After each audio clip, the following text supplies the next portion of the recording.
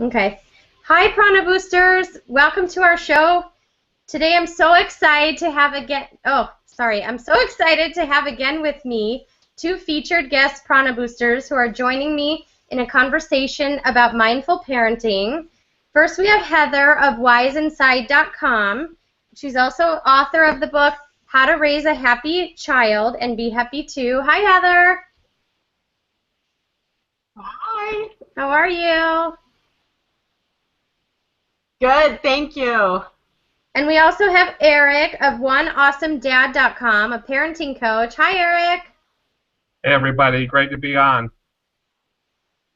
So I'm so excited to come together. I'm just going to read you my little legal disclaimer that I have before the show in case it's the first time somebody's listening in.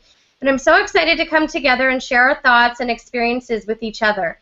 I'm grateful to share this space with you both, as I believe our mutual intention is that other parents can hear our conversations, and it might spark a thought or idea of what they would like to do in their own family.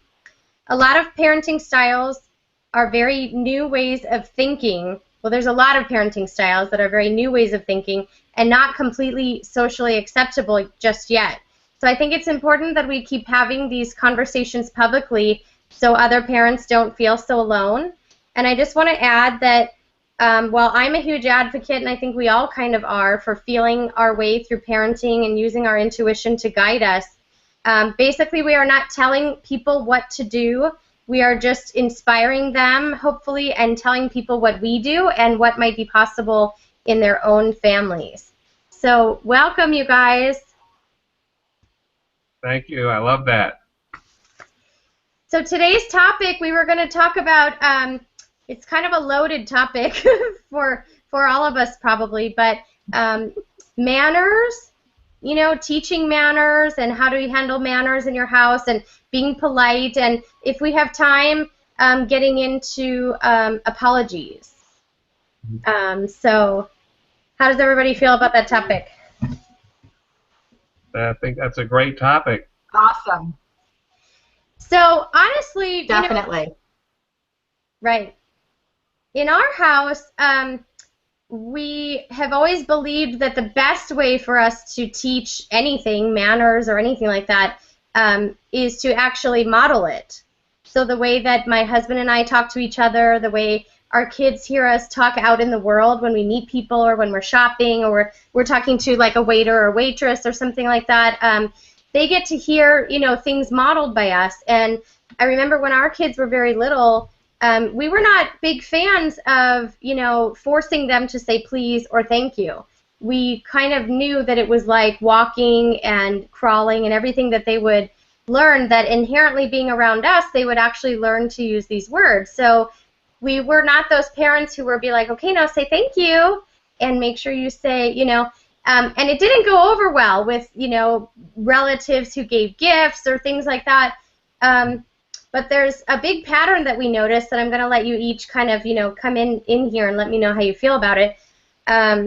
We said thank you for them when they were very little. We would say, you know, thank you, and it's wonderful, and we would kind of speak for them and teach them that that's something that you do. And then, you know, a couple times as our kids get older, they would receive something they didn't want, and then you know, they would come up to me and say, you know, I really want to say thank you, but why would I thank them for getting me something I didn't ask for or I didn't want?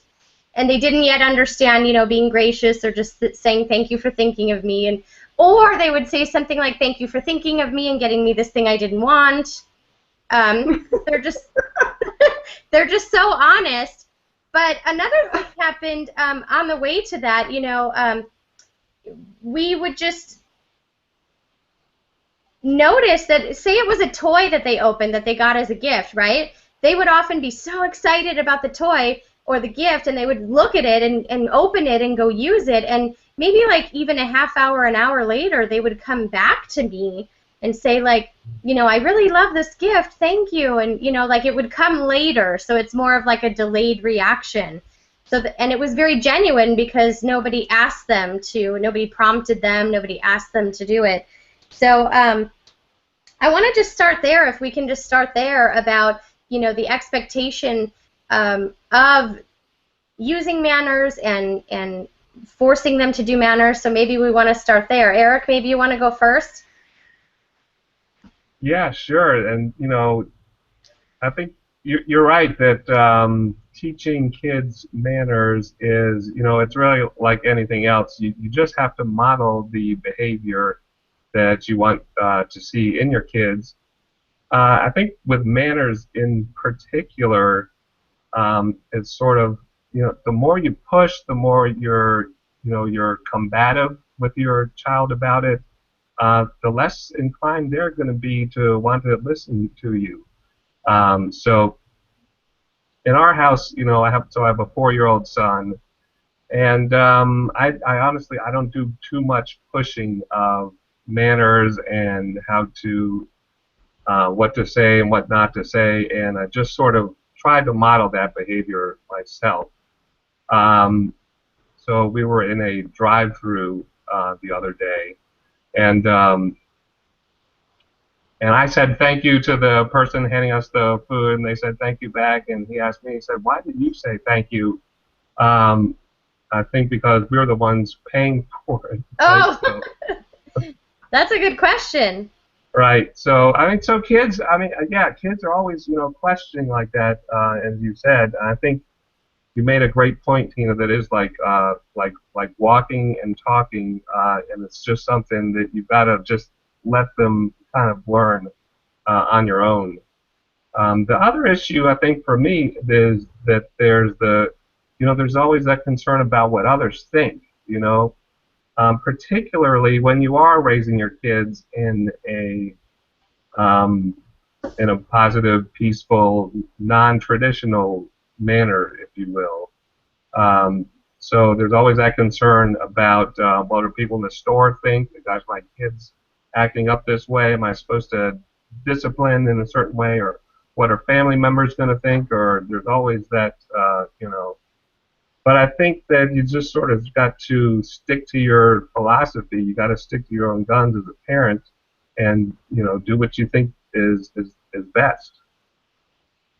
Yes, I totally agree. And I think, to some degree, we've talked about this before, but teaching manners is sort of fear-based, and once you start to Yeah. raise because it's fear-based because you're worried that they're not going to do it, right? So you're constantly in training at your house, like, if you give them a glass of water, they have to say please, and then after you give it to them, they have to say thank you, and then, like in our house, sometimes my kids would just like yell like water, and we would just go get them water, and my dad's eyes would like pop out of his head like, she didn't even like use a full sentence. And that doesn't really sound like my dad, but besides Right. that, and we were like, yeah, sure, I'll get you some water. Like, we just don't have that response and that, that that fear-based stuff. So I think as you raise your consciousness, you release some of that ego, which I think is the expectation that you expect someone to act a certain way, and you're actually trying to control their behavior. And then, ironically, when we don't do that, we get thank yous all day long, like hugs and thank yous. And, my kids now, they're older, so they'll text me, like, thank you, I had such a fun day, like things like that, and then it becomes kind of just part of who you are and part of your, your family dynamic, let's say. And I've always believed that the teaching by example model is amazing. So, I always tell people the best way to get your kids to listen is to actually listen to them. The best way to get them to respect you is to be really respectful towards them and other people in front of them. The best way to teach them manners is to be really polite in front of them so that they can, see you do that. I just have one more story to share, and I really want to hear what you have to say, Heather. Our kids were, I know you're going to have something really good. Our kids have this beautiful red hair that they were born with. And it's, they don't look like us hair color wise, so they both have red hair, and it's very striking. And since very, very young age, they get compliments, oh my God, I love your hair, it's so pretty, do you know how pretty it is? And all these strangers would talk to them, and I never told them they should say thank you. I never told them they should speak to people they don't know. You know, if they are ready or if they want to and they feel safe and energetically inclined to answer someone, they will. If not, they won't say anything. And so I will say thank you, like, oh, thank you, you know, thank you so much. They, you know, and they receive lots of compliments on their hair, things like that. So I will just do it for them, you know, and at that point I'm modeling them. I mean, that's actually, you know, teaching as well. So Heather, I would love to get your thoughts on it. Yeah, you know, I totally agree with both of you guys. The number one thing that we say in our book is all about modeling. It is, and um, I think something that needs to be clear though is when our kids are not saying thank you or please or something, it's not determining and is not saying that they are not doing a good job at being a kid, if you will, or, you know, it doesn't mean that they're not thankful. You know, a lot of times they are very thankful and just don't have the words to express it, or overwhelmed with some sort of emotion or energy that at that time it's just not the time for it. So I think a lot gets lost in translation with and miscommunication. And so in our house, I constantly am saying please and thank you to him when I ask him to do something or my husband to do something. So that's really important in our house. And oftentimes, like, I just will have the dialogue by myself. So if I give him some macaroni and cheese and I say, you know, if he says macaroni and cheese and I say, please, Mama, can I have some macaroni and cheese? Sure, you can have some macaroni and cheese. Thank you. You're welcome. And I'll have the whole dialogue myself, and he'll just look at me like I'm crazy. He's like, you know, I have a crazy mom who repeats all our conversations.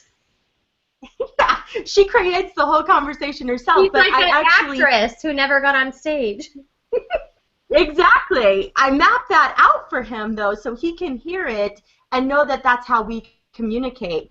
And in moments when he is maybe with somebody else and he is given a gift or whatever, I'll look at him and I'll say, Jay, do you feel good about this gift? And he'll go, yeah. Do you like it? Are you so thankful? Yeah, yeah. Well, when we're thankful, we say thank you so that people can understand how you feel, because they can't read your mind. They don't know what you're feeling, and we share that so that we know each other very well and we are connected heart to heart. And so we have those moments where we connect in so that I can kind of model out, this is what we do as humans on this planet so that we can connect heart to heart. And kind of model out that communication for him. But other than that, you know, and quite frankly, I don't say please and thank you to every single person every single time about every single thing that I ever get. And I doubt many people do on every single, when somebody, you know, is standing in line and you know, please, thank you, can you please move, thank you. We don't do that. We just, you know, like, we're not constantly saying please and thank you. So to tell our kids that they have to be in that space too is kind of unrealistic in my mind. Yes. We're both like, yes, you're right, we agree. No, I was just thinking about what you were saying. I mean, I guess, God, see, I have to go further back because you guys are earlier on the journey. I have to try to think about what we did when they were little. And when I go back, I thought it was kind of hypocritical. Like, I never did, well, it didn't feel good to teach our kids, like, don't talk to strangers. We've actually never said that. We teach them more about consciousness and energy and what it feels like around certain people and things like that. But it seems a little hypocritical that some people do teach, like, don't talk to strangers, but yet if somebody does something for you, you're supposed to say please and thank you to, like, anyone who does something for you. So it's like, I think that they receive so many mixed messages that it's just, you know, it's just time for us to unravel this a little bit and kind of see it a little bit differently and try to figure out what might work, like what might be a better way, because I just think the old way, it's not that anyone's trying to be mean, it's just, it's not working well, you know, to parent or educate or inspire anybody in those, you know, outdated ways. So I've heard people, you know, a lot of times, oh, relatives do this actually. Older relatives sometimes they might say like, you know, you can have this toy if you say please, right? And they say, how do we say please? You know, and things like that, you know, and it's like the kid just grabs it or something, you know, like it's just, I think all of us are sort of re-spinning that model, right? Would you agree?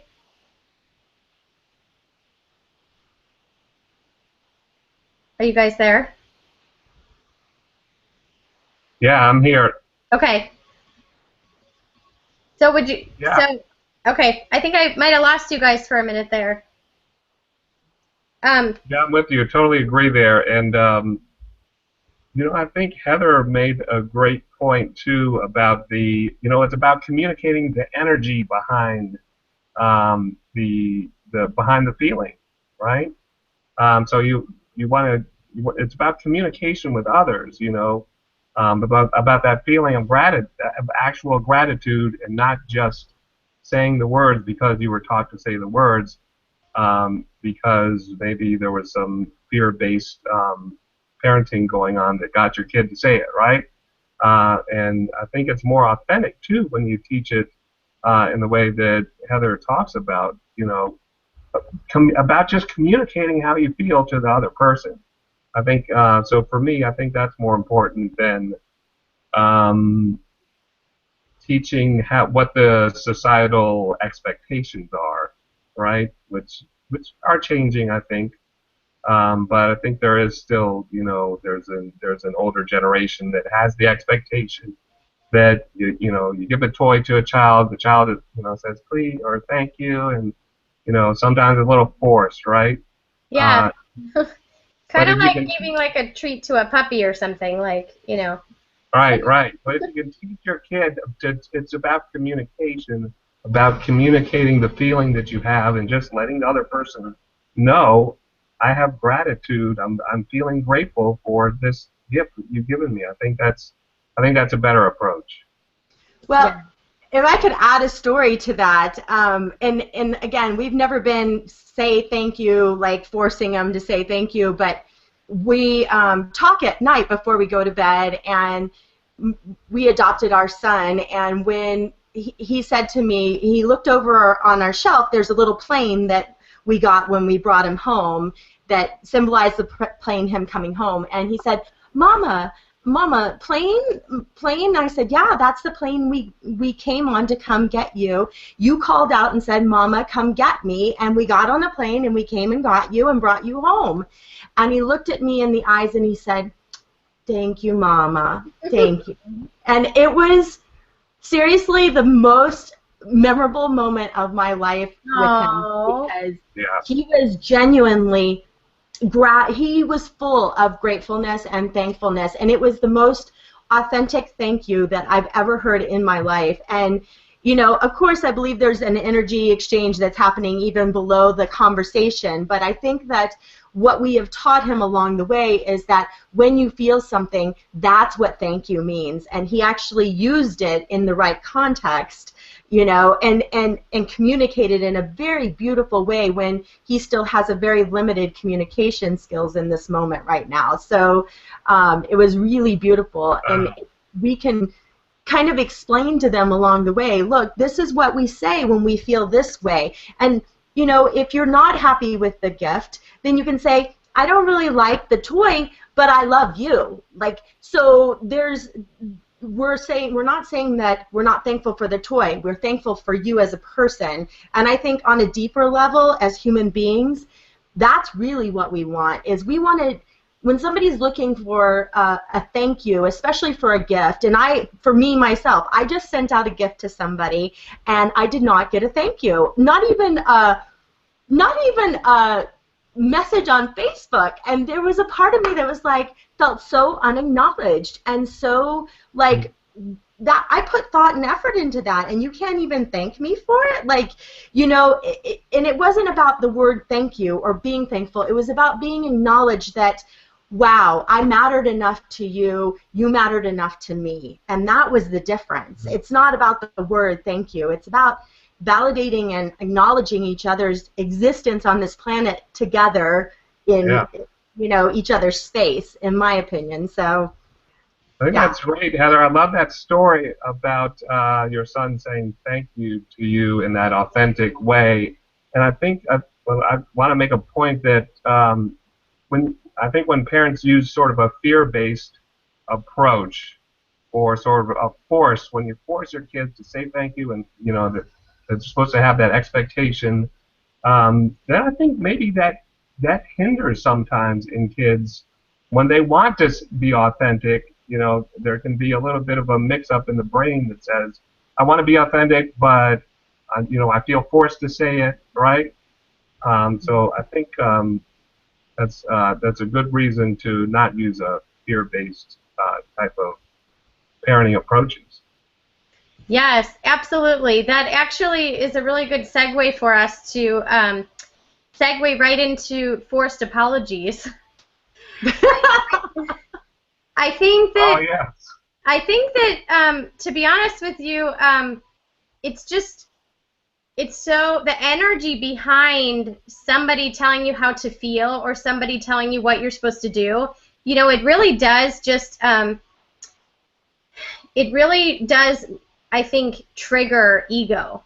It does, because somebody then, it's not intrinsic, right? It's external. It's coming from somebody else. And so if you're being prompted to do anything, it's uncomfortable, right? So saying, forced thank yous and forced please, please, or manners or things like that is very similar to like a forced apology. So if that's okay with you, we'll segue into that next section here. We never, and I don't often like to use the word never, but I teach my family you can use never about the past.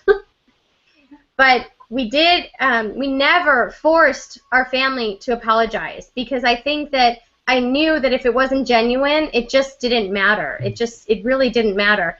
And I think some people use the word sorry like a magic eraser, to like try to delete what happened, but then they never get down below to talk about the emotions or the feelings behind something that did happen. So actually, I just want to share with you guys something that we created in our house.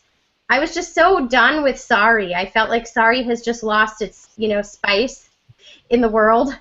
And it just doesn't mean, as much as maybe it's meant to mean as an apology. So we came up with something that I'm writing about now in my book called the Namaste Method of Reconnection. And what that is, when somebody in our family would have like, any type of, emotional outburst or something would happen, I would teach. Well, we have like a spiritual room, and we have all these like techniques and things that we would do to, let's say realign our energy.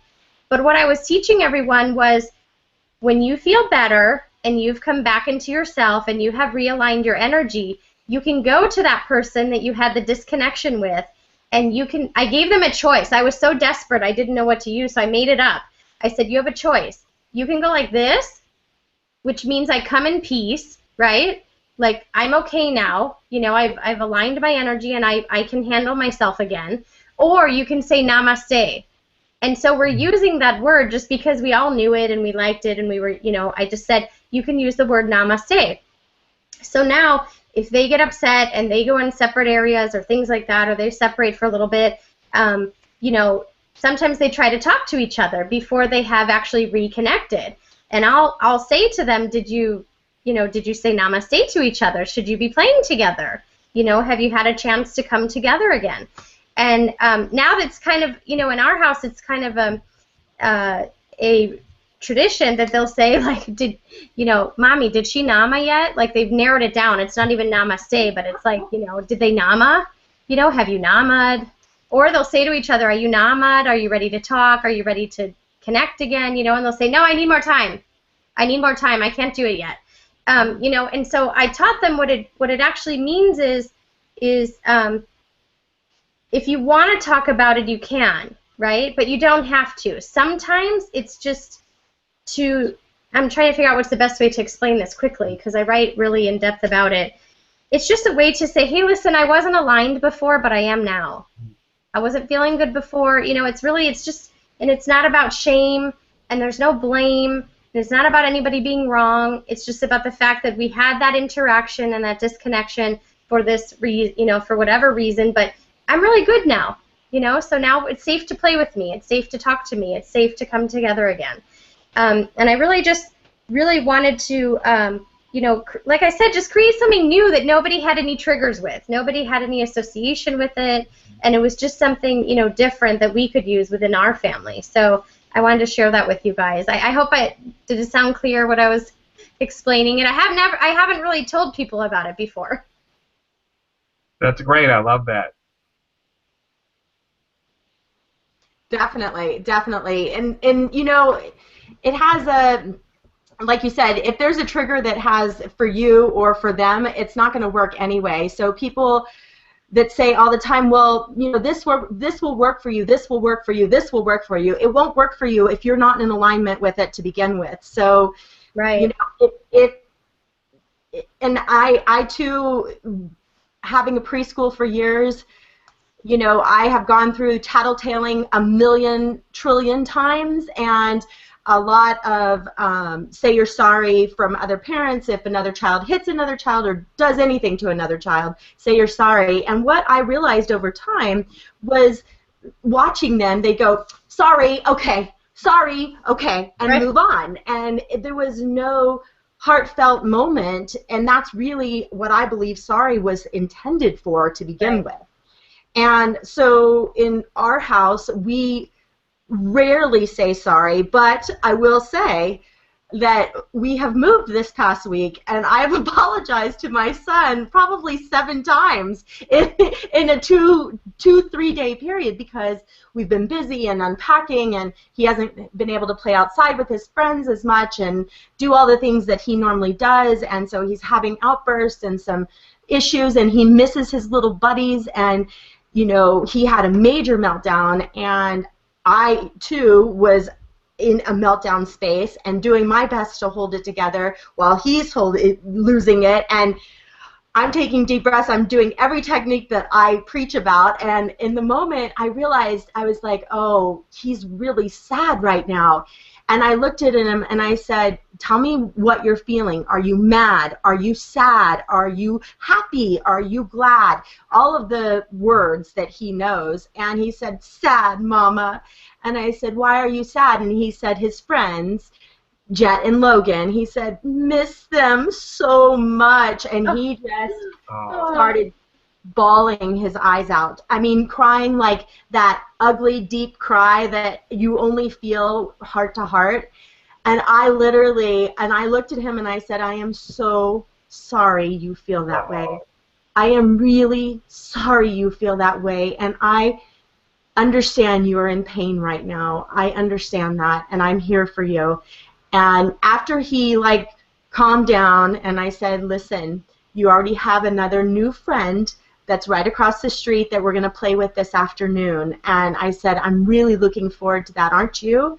And I said, look at how lucky you are to have friends all over the country. And he said, yeah. So, but if I had him in the space of staying in that space and just being angry, and also not acknowledging that I truly am sorry. I am really sorry that we had to move. But unfortunately, that's what had to happen in order for us to progress in our family. So I'm not adamantly opposed to I'm sorry either. I use it, and when, I wasn't being the best mom that I thought I could be yesterday, which was an awful, awful day. And I went to bed and I was like, I'm the worst mom ever. And I'm like, how can I even say I preach this and I just am terrible? And of course my husband's laughing at me and he's like, it's going to be okay. But I did have to say I was sorry again to my son, that I'm sorry Mommy got angry. I'm sorry that, whatever. But it's a heartfelt moment. So it's a moment to connect versus I'm sorry, let's move on, or I'm sorry, this is forgiven, or I'm sorry, this is all done, The magic eraser. I'm sorry. Yeah. Exactly. Yeah, it has its place. If it's not overused, then it's probably, it's appreciated. Oh, but Yeah. you're on the playground. You're on the playground. You hear "say I'm sorry" like 5,000 times in 2 hours. Right. I think it just, I think the reason that I'm not a fan of it is that, and we use it too sparingly, but it's because it's a force of habit. It's like a habit, It's like, it's funny because my kids sometimes now as a joke, they'll say, I'm sorry. Like, I'll say, like, why are you still on your computer? I'm sorry. I'm like, what do you mean you're sorry? Like, I said, why? Like, it doesn't even mean anything. Like, you didn't even answer my Yeah. question. They joke about it. Like, they say, like, my mom doesn't like when I say I'm sorry and all the other, and it's kind of a joke because I asked them not to say I'm sorry. It's very funny. But anytime you try to shift that in your brain and change a habit or use a different vocabulary, I think that is what creates the mindfulness and the awareness. So if we keep saying, I'm sorry, I'm sorry, I'm sorry, we're not stopping to look at, what are we feeling and what are the emotions, right? So if we use in my head, if I used a new word like namaste, right? It's something that we're not completely familiar with. We don't say it a million times a day. We don't say it for that purpose. We just took this random word for us with a new vocabulary with a different intention. And I'm a big fan of intention. I have this book sitting next to me, this Wayne Dyer book called The Oh, yeah. Power of Intention. And I think that the intention behind it only matters if it's genuine and meaningful. For a kid to learn empathy and compassion and understand what it really means to feel bad, that they had, a negative interaction with someone, or feel bad that someone got hurt, or feel sad for what happened, even sometimes, like, it was amazing, Heather, what you did with your son, because you acknowledged his feelings. I mean, you didn't try to magic erase those, right? Like, and say, oh, you're not sad, everything's okay, and, things like that. So it's not even as much about the word, but it's about the fact that we're trying to I said ways, like Tweety. We're trying to raise awareness around repetitive habits, patterns, and language that are just sort of clouding over and covering up everyone's emotions. So we're not saying that they're wrong or inappropriate. We're saying, if you're going to use it too much, it means maybe you're not really thinking about why you're using it. Right, right. So have either of you seen Inside Out? Yes, I saw that. Yeah. Heather, have We're you seen seeing that?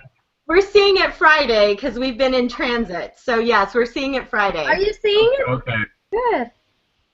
The movie sounds like it's going to be very similar to what you've been going through, Heather. So maybe it'll help. It'll help. Thank you, thank you. No, and it's when our son went to preschool, he got into this mode of, he would come home and say, sorry, sorry, sorry, and I was like, oh my gosh, make it stop, make it stop. And what I realized is, that's what he was learning in that space. And I'm a firm believer in, we come with empathy and compassion and love and support for each other. And what happens is it gets stripped away from us because we are inserting all of our please and thank you and sorries, and we're inserting all that. So intrinsically, it's kind of layered out in a way. But they're even showing new studies of proving the fact that kids actually come with empathy onto this planet, that we as humans do. And if you look at it, even my son, I don't teach necessarily, but he'll come to me if I get hurt and say, you okay? Or like last night, I snapped at my husband. He goes, Mama, what's wrong? What? It's hard to be on display 24/7 and conscious of all of my little quirks. And I said, Mama got upset and angry and didn't use her words correctly. And I said, I will fix that right now. And I turned around and I said, all right, so this is what I meant. And so we backtracked, and he goes, oh, better. Happy mom. And I was like, great. Yeah, I mean, I totally love that. I had that. There was a time when my kids, I think they were like 4 and 6, and they were learning about all these things I teach them about, and I learn, and we study the law of attraction and everything, and so they'll say to me, like, Mommy, you're the one not being conscious, or, basically every single thing that we've done, they've thrown back at me. Everything I teach, everything I study, everything we learn, they throw back and they use it with us. So I love that your son, does that. He just has that awareness, and they really do. You know what? If we just stop trying to strong arm them and bully them and muscle them into being humans, they're amazing little humans. Yeah, that's such a great point. When they'll call you out on the stuff that you're teaching them, if you let them, if you allow it, and even if you don't allow it. But I think it's great that when they do, because it shows that that they feel comfortable expressing themselves with you. Yeah, absolutely. Yeah, and we do. That's a whole nother topic. We let our kids say no, and we empower them in many ways. But so I don't think I have much to add on the topic of saying sorry to what you both have said, other than to say, actually, I think maybe I started out forcing the say you're sorry, and then I realized you gotta, if you're going to ask your child to say sorry, watch for the moment when they actually feel sorry, and then say, now you're right, now's the time to express that feeling, right? So I think that's what I've been doing lately with my son, is I'll sort of just observe for the moment when he is feeling sorry, then I'll say, okay, now you can say you're sorry, right? And we misuse the word sorry too. I love that, Eric. I agree. Sometimes we misuse the word sorry. Have you ever heard anybody say, like, wait till your father gets home, you'll be sorry? Like, I mean, people have really shifted that word and created different meanings for it. But I think I love what you said when you say that you want to, like, teach him when it might be appropriate to use it instead of just using it whenever. Because for us, I would see the kids have an interaction, and they would kind of feel bad right away, but they wouldn't know what to do about it. And I would mix in because I don't want them to feel bad about themselves, right? So I would say, how do you feel? Like, that didn't go so well, like, what do you think? What are your thoughts about that? So instead of, just the constant communication and conversation, I guess, to me in my head, I sound repetitive. I guess I'm saying the same thing. Do I sound repetitive to you guys? No.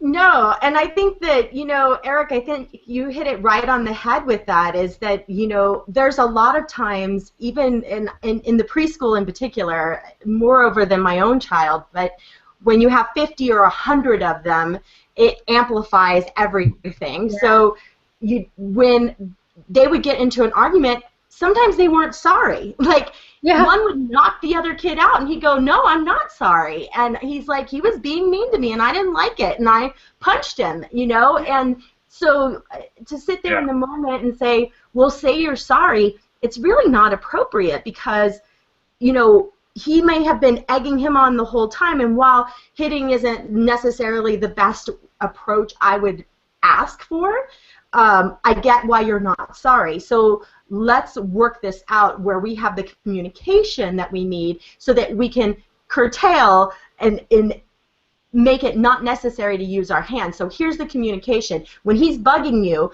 I need you to say to him, you're bugging me. Leave me alone. And if he doesn't leave you alone, then at that point in time, remove yourself, and then kind of go down the steps of what to do. And as a very last resort, on my end, was ask for help, because really, truly, I believe that they can work those things out. And I'm a minority in that group, but I've seen it happen for years and years and years. They actually work out their own problems much easier when we stay out of them. Like when we're out of it, they might have a moment where they hit, but also to experience. A lot of people don't want their children to be hit or hurt, and I get that. However, there is a contrast in life, because if our children hit each other, if one hits and one never gets hit, they don't even know what the feeling of hitting is, so they don't understand the actual feeling. And I know this for a fact even with my own son, because he went through that phase, And then another little boy just started kicking him and kicking him and kicking him, and I stayed out of it. And he looked at him like, who do you think you are kicking me? And I was like, wow, that didn't feel very good, did it? And I was like, can you imagine when you do that to other people, how that feels? Now you know how it feels, and I know that that is not like you. You don't want to hurt people. That I know about you. So, whew, good thing you experienced that, so you can remember next time, I don't even want to do that, you know? And we kind of have that dialogue along the way. But sometimes they're not sorry. And quite frankly, if a friend treats me bad, sometimes I'm not sorry. Like, I'm not sorry. You know, it's just the way it works. That's a great point. Yeah. And my son had a friend over a week ago, and they got into it a little bit. It was, my son was sort of tickling his neck and shoulders and everything, and the friend who was over didn't like that and kept saying stop, and they're going back and forth, and it was setting off all kinds of triggers in me, because I know if I was doing that as a little boy, somebody would have been yanking me by the arm, and straight, getting in my face, and so there was for me, but I realized just what you were talking about, Heather, is that sometimes as parents you just got to back off and let the kids work it out a little bit. If they do get to hitting and being physically violent with each other, maybe you have to step in and not let the other kid get hurt. On the other hand, sometimes you got to let the kids work those things out, and it was, and eventually they did, and eventually my son got to the point where he was sorry for for tickling when his friend didn't want to be tickled, and it was at that point that I said, okay, say you're sorry, and they said they're sorry, and they're fine. They completely made up, and we're back off and playing with each other right after. But I think that's a great point about sometimes, just letting the kids figure this stuff out. They're smart. They'll work it out. Well, and the good thing is this is practice, and this is what I say to people all the time. Listen, you want them to practice when they're 2, 3, 4, 5, 6, 7, versus practicing at 30, 40, 50, when now the real consequences are jail.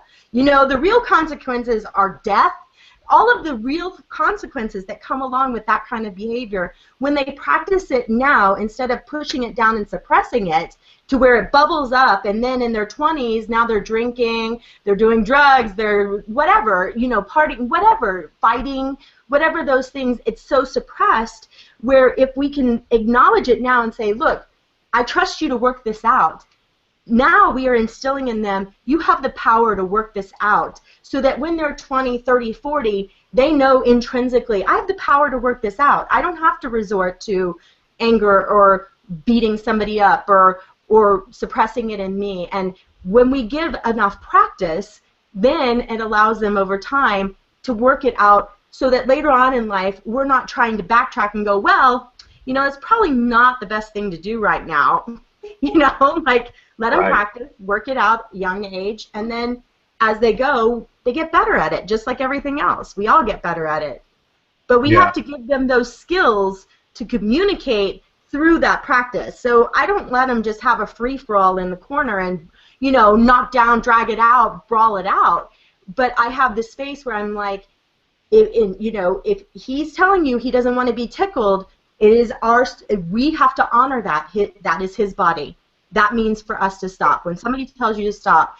And so we're instilling that, even especially with our little girls, and I say little boys too, that now they have that power over, if somebody tries to do something to them that they don't want done to them, in a very bad way, they know that they intrinsically have that power to say stop, and stop means stop. So, I mean, again, it's across the whole board. It's not just towards other kids. We're actually giving them the practice to work this stuff out with maybe an uncle that tries to sexually molest them or something to that effect. I mean, people say to me, oh, that's just crazy. It's the truth. And if we give them that power between their friends, they have that power later on. And that's what we want to make sure, to keep that power strong. Yeah, absolutely. I I have a little teeny bit different view on it. I was never brave enough to be that parent who was like, let them fall in the pool. They'll learn how to swim. Um, I think, I have a little different experience in our family because we've spent so much time together. So, they've actually seen my husband and I, model conflict and work it out, and even though it might, it for us, it was just like you say, unnecessary. It was unnecessary, but it was unacceptable to hit, to be violent in any way, to do anything like that. So we would nip it in the bud right away. I mean, if a kid at the park or at a play date or anywhere was doing that with my kid, I do mix in. I mix in sometimes if there's other kids, I speak up. I'll just go there even sometimes and put my presence there so they see an adult, though some of them think I'm not because I'm short. But I'll just walk a little closer so they see that somebody's actually seeing what they're doing and somebody is, it's not secretive, right? Because sometimes they're mean when people aren't looking, or they're doing things when people aren't looking. But we teach our kids, also mindful language and responsibility for how they feel. So, on the flip side, it happens all the times. We get annoyed when people are making a noise or, banging their pencil too long or doing something like that. And I'll say, you have an option. You can tell them how you feel or you can move, right? You always have an option of what you can do. But we try to teach them not to say, like, you're bugging me. We would say something like, I'm feeling really uncomfortable right now with that sound. Like, what's the solution here? Either you stop or I, leave, something like that. So, that's a whole nother conversation about I statements versus you statements. But I did mix in more. So, I think you probably just have to feel how you feel. And mostly with just because of my two girls, because it was my two kids, together. I did mix in more because I wanted to give them the skills and the vocabulary how to handle the conflict. But I did notice, actually, sometimes, like you guys said, there is a balance. There is a time to back off where I could come in and potentially make it worse, and they could recover in a much more quick fashion if we didn't, escalate it and I didn't mix in. And sometimes I realized that even though something I didn't think was fair, they were okay with it, and I had to kind of go with it, even though it didn't look supposedly fair. I was like, well, they seem to be okay with it. I guess I have to let them decide what they feel comfortable with. But if it had anything to do with violence or, name calling or shaming or anything like that, I would step in right away and say, there's a better way to handle it. We all have emotions. We need to, find another way, and I'll help you. So I was more like a coach every step of the way, helping them, with those skills. You can't do that. I totally understand with how many kids did you have, Heather? Like 50 or 100 kids? You can't do that. You can't take the time to do that. Well, we actually did take the time to do it with most of the kids, actually, and there's, and again, like you said, it's kind of one of those things that you have to feel your way through. Right. What I know for sure is what I've experienced on the playground as a parent, not as an educator, not as a preschool owner, but as a parent, is that oftentimes people see what they want to see, and they see the greatness in their child and not the greatness in another person's child. And so what I would offer to the parents out there is that let's see the greatness in everybody's child and not to be so quick to judge the situation, because even at a birthday party I was at, I watched the whole scenario, and I'm really good at observing children because that's what I've done for 25 years. That's what I've done. That's my expertise. That's where I lie. And the mom didn't see another kid poking and pressing on her kid. So he was poking him, pushing him in the jumper, they were playing. And I'm watching this scenario. I step back, I'm watching, and then the other kid pushes her son, and she comes in like a mama bear, and literally screams at the other kid. And what I was sad about in the moment is that it wasn't just that her kid, it wasn't just that kid, it was her kid too. They were co-creating in that experience. And so if we as parents can see it as, I see the greatness in you, namaste. I see the greatness in you, you see the greatness in me, and we can work together in this, instead of your kid's being mean to my kid, and my kid's great, or my kid, you know. And you've got the parents too that say, well, my kid is always pushing, he's always pushing, so I'm sure it was his fault, I'm sure. Right. It's so You know, extreme, and I'm it's like, one or the other. Yeah. I'm like, no, he was really great, like, he's amazing, you know. Right. Right. So, Once they receive that label, they're kind of in trouble. It's either they didn't do it or they're always doing it, and then the parents kind of accept that label. But I would suggest then, you know, something that I like to do if I'm in public with other kids, you know, I don't walk around with like a white flag, you know, like surrender. But I'll do that sort of energetically. I'll be like, you know, the kids are upset over here, like, because, you know, sometimes parents aren't paying attention. And we will, you know, I won't call out, like, who's doing it, but I'll say, like, we need some parents to step in, and, you know, things are getting heated, you know, things like that. So if we can just have people on alert, so, you know, so you can raise their awareness instead of, you know, attacking. But, you know, the thing is that we have to keep in mind that the parents who are doing that are obviously sort of modeling that and teaching that, so the kids are learning that, and those are sometimes the parents that step in. And I would just say to them, you know, gently, like, you know, that they weren't aligned, they weren't feeling good, they weren't getting along, they probably shouldn't play together right now. You know, how can we help them? So that way, no one's at blame. You know, because what do you do, especially Eric, like you were saying, when you have a play date, and especially if the parent's not there, right? That's even more challenging because you don't want to discipline someone else's child. So we have to act like Heather. You probably have the best experience. I think if all parents could have training of what it's like to, you know, take care of people in a school or a daycare setting, you know, you would be more political about it, right? And less maybe blameful. well, you tend to see the greatness in all the kids, and that's the truth. Is that you know, when I was submerged with them for 12 to 14 hours a day, 5 days a week, you know, I actually spent more waking time with them than their parents did. And so in that space, you start to learn, like, although this one might be a certain way, this one might be a certain way, but when you mix these two, they're not like that, and you mix these two, and they're not like that. So it all changes, and the foundation is that we all have amazing kids, and if we can get on that space, Right. in that ground, that, like, my kid isn't better than your kid isn't better than my kid, our kids are amazing together, and let's see what magic they have to make happen together. Like, that's a whole nother conversation, and that's a whole nother foundation of parenting. And that was the hardest part for me, moving into being a parent, out of being an educator, was I saw the greatness in all children. And now as a parent, I'm experiencing, well, your son did this to me, or your son did that. And, you know, when my son went through a time when he was biting, he bit somebody at the Chick-fil-A in the playground.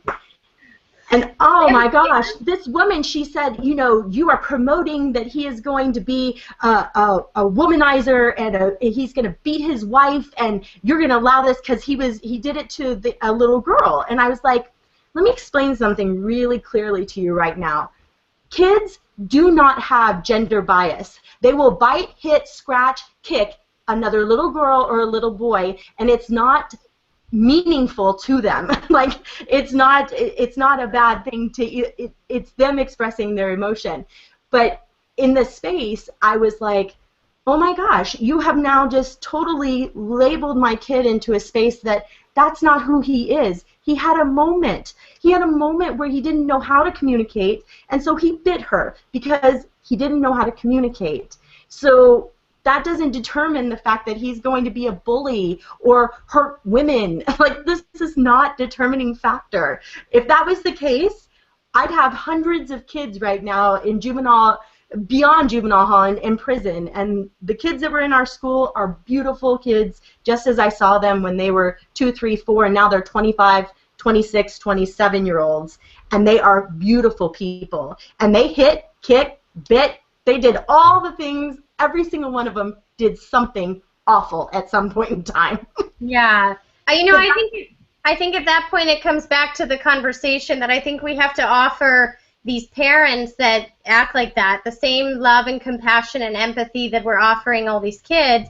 And we can say to a mom like that, like, I know it's totally scary. I can't believe we have to, find a way to deal with this, but together, let's do it, and you know what I mean? Like you just have to baby step those parents too and take them back from, CNN or the news or whatever they've got in their head when they see that happen. They're just going straight to fear, like, oh my God, you're raising a lunatic, and you can talk them down off the ledge just like we do children, and just Yeah, kind of help. I didn't do such a good job at talking her off the ledge. I kind of added to it, so I was not in a good space at that point in time. But I learned. But we've already established that it's not about being perfect. We all lose it. I think I told you I have messages and apologies to my kids and things, and it's just about keeping these discussions alive and trying to find a better way, right? Right. So, do you guys have anything else you want to say? Because I think we've probably gone long enough for today. Do you guys have anything you want to add? Sorry, I didn't want to like cut anyone off. No. I wanted to say that, again, it just goes back to if we trust and hold our kids in greatness and that they are in this space of love and empathy and communication and power and greatness, then it sets a different tone in our brain about an experience. Yes, exactly. What's our intention, right? What's the intention behind it? When I look at my child and he's having a meltdown and I say, oh my gosh, that's not who he is. He's an amazing kid. He does wonderful things. He plays great with his friends. That's not who he is. This is a moment in time. Right. Now my brain is like, okay, well, I can handle that. Now what do we need to do? Instead of, oh my gosh, this is who he is. Oh my gosh, what's he going to do? Is he going to be in prison? Is he going to hurt people? What's going to happen? Oh my gosh, and you go down this whole road. When we change our mindset of they are in their greatness, and my tip and tool in this scenario is always have some memory of your child, one memory of your child in their greatness. And for me, that memory is well, I have a few that I call on often, but I have, for him, when he said thank you, for coming and getting him, that's who my son is. And so when he's having a meltdown or he's screaming at me or, he says, go away from me, that's his new one, go away from me. Okay. When he has that moment, I go, that's not who he is. He's just in this space right now. We're like crazy parents. We're like talking out loud on the street, talking to ourselves. Like that person's not really rude. They're just having a hard day. It's just, this is not who, and I have to do that for myself. I have to do that. This is not exclusive for my son. It's for my husband. It's for my brother. It's for my friends. That's not who they are. Yeah. It's holding us each in our space of greatness. And if we can do that, that will actually trigger. The more we do it, it actually creates neurons and actually triggers the brain to go into that space every time. And then it diffuses anger. It diffuses frustration. Right. I love that. All about changing our mindset. Eric, are you cool? Did you have anything else you wanted to add? Yeah, I love that too about just learning to change the brain's behavior, and that could be a discussion for another time, couldn't it?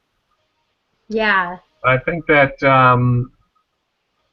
back to teaching your kids manners. For me, again, like I talked about before, there's a difference between communicating the feelings that you actually have inside versus teaching what the societal expectations are. And I think there is a place for that to a certain extent, meaning teaching what the expectations are out there, versus teaching how to communicate is what it comes down to. So great discussion. I think another time we can get more into that retraining your brain, because that's a topic that I'm interested in. Yeah, me too. Awesome. And I love the Disney Pixar approach in Inside Out, at Yeah. least it's an at least at minimum, no matter what we feel about it, it's an introduction into the fact to visually show children that everyone has emotions. And Heather, you'll see that at the end of the movie. There might be a couple debatable parts for your age group, but at the end it kind of shows that everyone has emotions and everybody goes through it. So it's really cool just for raising awareness anyway. So thank you guys. I so appreciate our time together as always, and I look forward to our next conversation. And I love how you guys share from your heart, and you're so vulnerable, and I really appreciate you. I love it. I appreciate it too. Looking forward to the next one. Absolutely. All right, namaste to you both. Namaste. Or Nama. Or nama. See you soon when you're all namad. Bye, you guys. Bye. Bye.